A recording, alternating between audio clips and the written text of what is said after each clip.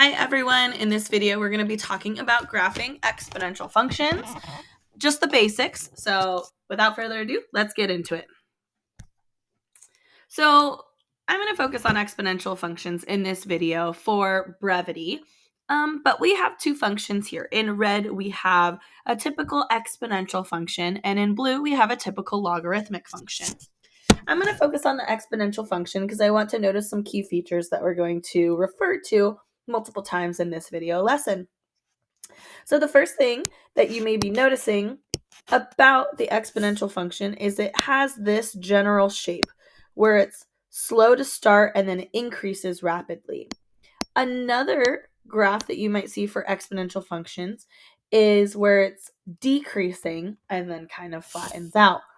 The graph on the left that I just briefly drew is exponential growth, and the one on the right is exponential decay. How do we know the difference? Well, we kind of need to talk about the general formula of an exponential function.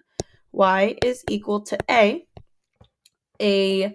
value that's multiplied in front of our function. That could either be a vertical stretch, a vertical compression, or a reflection across the x-axis. Excuse me. B, the base of our function, raised to the exponent x. Then we also have a horizontal shift, always connected to x, always the opposite sign of what you have, and potential vertical shift, k, on the outside. Now, the way to really determine if we're going to have exponential growth or exponential decay depends not on the stretch, compression, or reflection, not on how we move left or right, and also not on how we move up and down, but rather how the base of our exponential function behaves. So if the base is larger than 1, we have growth. And if the base is between 0 and 1, we have decay.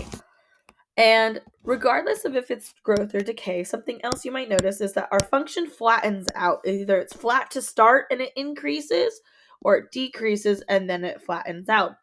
Every exponential function will have this feature, and this feature is called a horizontal asymptote. Think of MC Hammer. Can't touch this, okay? Our asymptotes, our function gets very, very close to, but will never cross, never touch. It will get infinitely close to it, infinitesimally close. So close, you just keep zooming in, and it gets so close, but it's never going to cross that line. And notice that the graph on the left does, in fact, flatten out right here at y is equal to 0. So our horizontal asymptotes are always going to be y equals equation because they're horizontal. And since they're horizontal, they are crossing the y-axis. And we look at the y-axis, 0, to figure out what that value is. One other thing I want to mention is when we're coming up with these graphs, we can come up with really just one single point on our graph and do a quick sketch of what it is, regardless really of what the base is. One property of exponential functions is any base to the 0 power is equal to 1. Namely, when I plug in an x value is equal to 0, I get out a y value of 1. That means 2 to the 0. That's equal to 1. 1 to the 0. That equals 1. 15 to the 0. That equals 1. Heck, pi to the 0. That equals 1. Whenever I input x is equal to 0, that's here x is 0, the y value is equal to 1. And see how we have that point right there on our graph? 0, 1. And if it's growth, we will just follow the growth pattern. If it's decay, we'll follow the decay pattern. Now, specifically for this example, I'm here to tell you that the base is 2. And I'm doing so and telling you this because this is the same graph that I'm going to use for the next 3 examples. So the base is actually equal to 2. And how can I tell? Well, I can't tell on the x equals 0, y equals 1, because the base could be anything. So now I got to find another perfect spot on my graph, and it looks like maybe, I don't know, I'm not quite sure. Maybe this point is in question, maybe this point is in question, and I'm actually going to say when x is 2, when x is 2, my base to the second power, that's going to be equal to 4. It looks like that height is at 1, 2, 3, 4, approximately. Again, this is a sketch. So what to the second power equals 4? Well, 2 to the second power equals 4. Even at this other first point that I skipped over a little bit, right? The base to the first power is equal to the height of 2. What base to the first power is equal to 2? Well, the base of 2. So for this example, we can kind of look right there, but the base is going to be equal to 2. And we're going to use this for the next couple graphs that we're going to see. Base is equal to 2. So here's our graph. Again, like I said, the base is equal to 2. And we want to interpret all kinds of key features: asymptote, domain, range, and behavior, and then potentially come up with an equation and see how things start to fit together. So I encourage you to try and find patterns that exist as we're finding these key features. First things first, let's figure out where the heck our asymptote is. Where is our function flattening out? Looks like our function is flattening out right here. So we have a horizontal asymptote. And remember, these are y equals equations. And since we're hitting y equals 0, that's our equation. Now I want you guys to hold out a little horizontal line, right? Your arm. If you move that left and right, it stays in the same position. But if you move it up and down, your height changes. So the horizontal asymptote is affected by a vertical shift. So maybe just make a little note that it's affected by a vertical shift. Now let's talk about domain and range. Domain is x values, y is range values. So I want to know, I'm going to read my x and y axis like a number line. If I'm reading the x-axis, that's right here, right? On the left, x is negative infinity. On the right, it's going towards positive infinity. I want to know, where is my graph existing for all x values? Is there any gaps in the graph? No. And down here at negative infinity, yeah, my graph's continuing in that direction.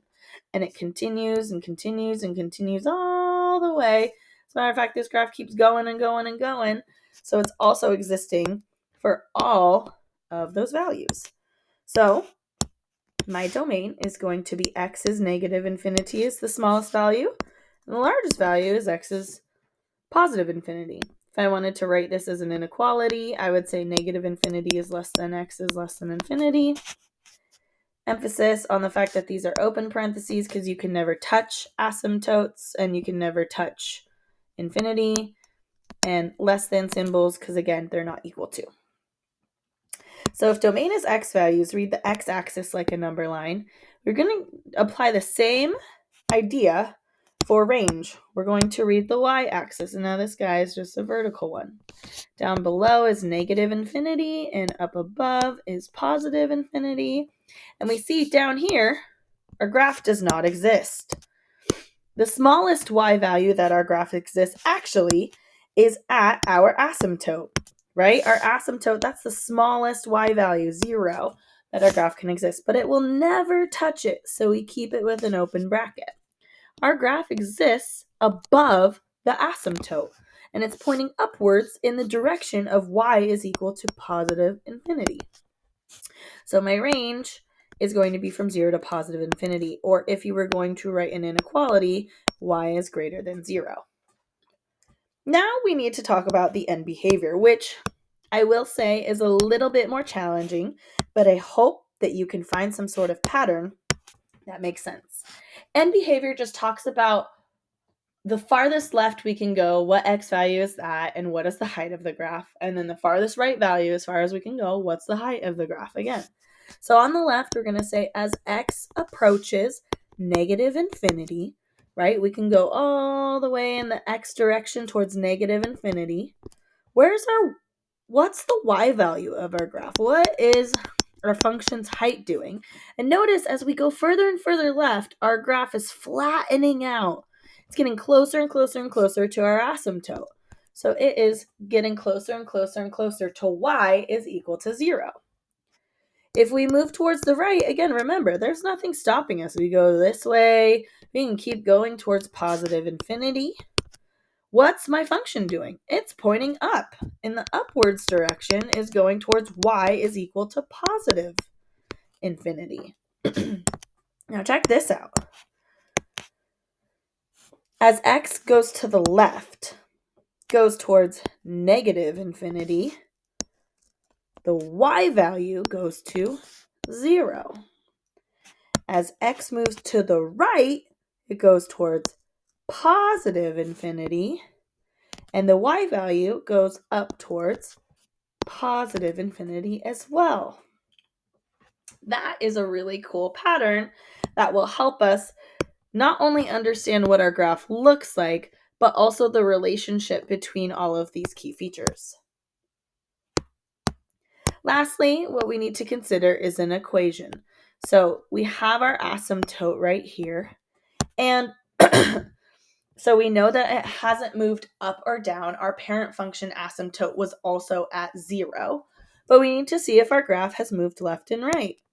Since we have this point right here, that's directly above, we have not moved our graph left and right. So there's no left or right shifts. We also know that there is no up or down shifts. And I said the base was going to be equal to 2 earlier. So our equation is going to be y is equal to 2 to the x. For the sake of this video, we are going to ignore a values. And since we don't have anything moving it left or right, there's nothing to add to x. And since we're not moving it up or down, there's nothing to add for k on the outside. So our equation is simply 2 to the x. And again, we're going to continue with base 2 for the next example. Here's a graph. It's moved. First of all, where's our asymptote? Where is it flattening out? Where's it flattening out? It's flattening out right about there. This is y equals -3 because it's going across the y-axis at -3. From here, really quick, we can see that our graph is just directly above it, so it has no movement left or right. It's still chilling right here. That's like our little origin. So we haven't moved left or right, up or down. We did move down 3. We can see that this means we moved down 3 units. Our whole asymptote is moved down to -3. And now we can begin talking about our domain and range. Domain is x values. Notice that our graph is -infinity to positive infinity. There's no gaps in it. It's continuing all the way on the left and all the way on the right. Smallest x value is -infinity. Smallest y value is positive infinity. Our range, our smallest y value, our graph starts down here at our asymptote and then it points upward. So our range is starting at -3. That's the smallest y value that we have, and it's pointing upwards towards positive infinity, or y is larger than -3. If we're going to talk our end behavior on the left, the furthest left that it can go is all the way to -infinity. But where is our function heading? Where's our y? Or better yet, I should use correct notation, f of x. That's the same thing as y. The y is flattening out on the left. Look, it's getting flat over here. Where is it getting flat? It's getting flat at -3. Y is -3. On the right, nothing's stopping us. We exist for all x values. But where is my function headed? What's the height of that graph? It's pointing up towards positive infinity. And if we look back at our domain, the furthest left x we can go is -infinity. The y value is -3. And the furthest right we can go is positive infinity with positive infinity height. Again, remember we were coming in with 2 to the x as our base equation. We are ignoring a for the sake of this video. And since our graph did not move left or right, There's nothing to add as our horizontal shift. However, we did move down 3 units. So our equation is really 2 to the x minus 3. Y equals 2 to the x minus 3, or f of x equals 2 to the x minus 3. Let's do one more example. Okay, here's our graph. Step number 1. Where the heck is the asymptote? Where is it flattening out? It's flattening out right here at y is equal to 1, our horizontal asymptote. What is our domain, the x value? Well, nothing's stopping it from negative infinity to positive infinity, which is cool. Our y value, the range, is dependent upon that asymptote. So the smallest y value, since my graph is existing above, it's starting at y is equal to 1 and pointing upwards towards positive infinity. Our end behavior, the far left we can go is negative infinity. Where is our function headed at negative infinity? It's flattening out on the left towards positive 1. As x approaches positive infinity all the way on the right, there's no x values that we're not allowed to equal. Our function is pointing upwards towards positive infinity as well.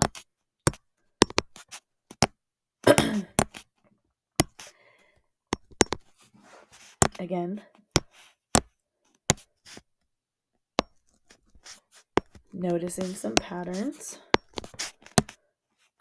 of how the domain and range are related to end behavior.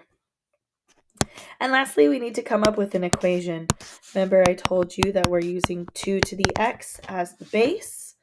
We definitely did not move left or right. Notice that this point right here is not moved to the left or right from the origin.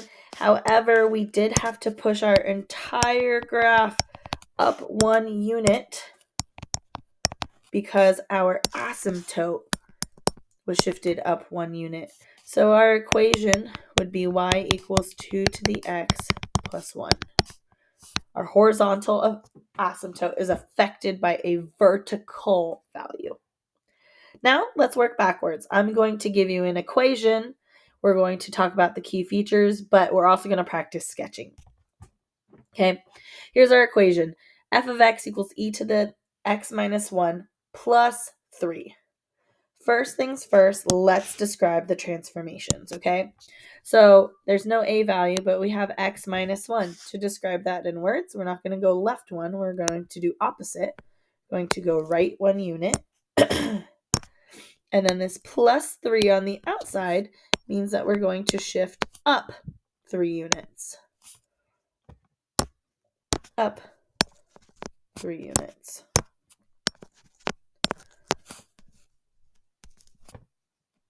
Up 3. So this is my shorthand because I don't feel like typing it out or writing out. Right 1, up 3, based on that. Now that we know about that and we've kind of seen the correlation between our asymptotes, we know our asymptote is going to be at y equals 3 because we had to shift up 3 units. This value right here tells us where our horizontal asymptote is. So I can automatically put an asymptote up there at positive 3. I also know that our graph did have some movement now. I went to the right 1. So I want us to go ahead and draw that in on our graph too. And this, where these two lines connect, this is kind of like a new x-axis and a new y-axis. If we look like right here, new x and y. And we know no matter the base, right now the base is e, no matter the base, any base to the 0 power has 1 point right there. And then we just have to decide if it's growth or decay. Since the base is e is 2.7, it's growth. So our graph is going to kind of look something like this. Now that we have a quick sketch, we can describe the domain. Again, nothing stopping us on either direction for x, so it's all real numbers. This is another way to write it, or negative infinity to positive infinity. The range, The smallest y value we have is our asymptote at 3, and our graph is pointing up above, up and up and up towards the sky. So y is greater than 3 is not a way we can describe it. And our end behavior as x approaches negative infinity on the left, our function is heading towards our asymptote on the left, since we have the sketch at 3. And as x approaches positive infinity on the right, our function is approaching upwards towards positive infinity on the right. Again, notice that because this is a growth equation, we have negative infinity and 3 affecting the left end behavior, positive infinity and positive infinity affecting our right end behavior. This next graph is going to be a little different, slightly different, and with that, it's going to change our key features just a teensy tiny bit, so pay extra close attention. Let's first start off by discussing the transformations. Looking at our equation alone, we see that we have x plus 3 in our exponent. We can describe this, we can describe x plus 3 as moving to the left 3 units, and this minus 2 value as shifting our graph,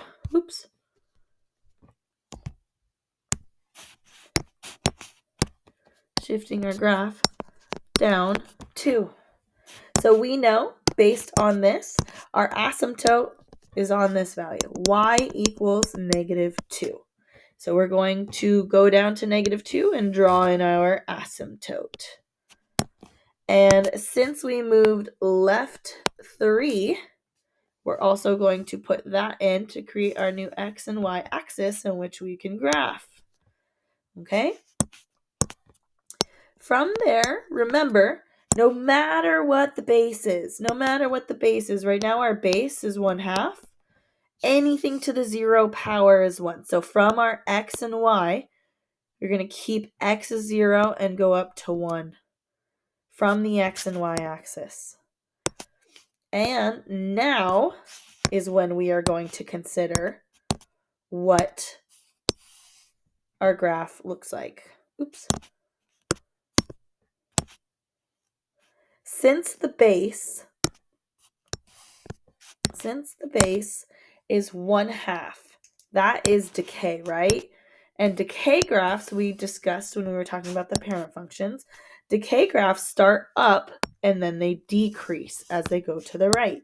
So now that we know that this is a decay graph because the base is equal to 1/2 and 1/2 is less than 1, our graph is going to start upwards on the left and get closer and closer and closer to our asymptote on the right. We have to have a decay graph.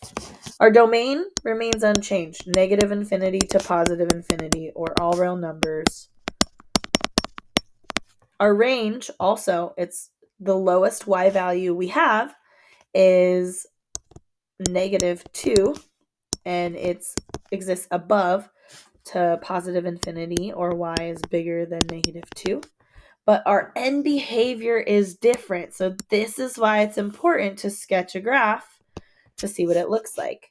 As x approaches negative infinity on the left, our graph is now pointing upwards towards positive infinity. And on the right, as we head towards positive infinity, our graph is now flattening out at our asymptote negative 2. So you do have to be extra careful if you have a decay graph. Things are slightly different. We kind of swap out the y values. The x's still affect the left and right end behavior, but they kind of swap the heights. So having the sketch of the graph will ensure that you don't mess this up. Let's do one last one. We're going to do growth. We're going to go back to growth. More often than not, you see growth graphs. So we have 3 to the x x plus 1 minus 1. Describing these transformations in Word, we look at x plus 1. That means we're going to go left right here. That means we're going to go left 1. Oops. The minus 1 out here, our vertical shifts, is we're going to shift down 1. And so that gives us our horizontal asymptote. Y is equal to negative 1. Draw in our horizontal asymptote. Draw in our shift to the left 1. We have our new x and y axis. No matter what the base of our exponential is from here, anything to the 0 power is 1, so we'll just have 1 directly above. And since our base is equal to 3 and 3 is bigger than 1, we have exponential growth. Not going to worry too much about how intense our graphs look as long as it matches in general. Domain, negative infinity to positive infinity, remains the same. Range, the smallest y value we have is negative 1 and it's existing above, to positive infinity, or y is greater than negative 1. And our end behavior, as x approaches negative infinity all the way on the left, our graph is flattening out. So the height of our graph is flattening out at negative 1. Versus as we head all the way to the right, our graph is pointing upwards towards positive infinity. Again, when we have the growth functions, the domain and range follow with the end behavior quite nicely in this cool little pattern. All right, I hope this helped. In the next video, we're going to graph logarithms. See ya in a little.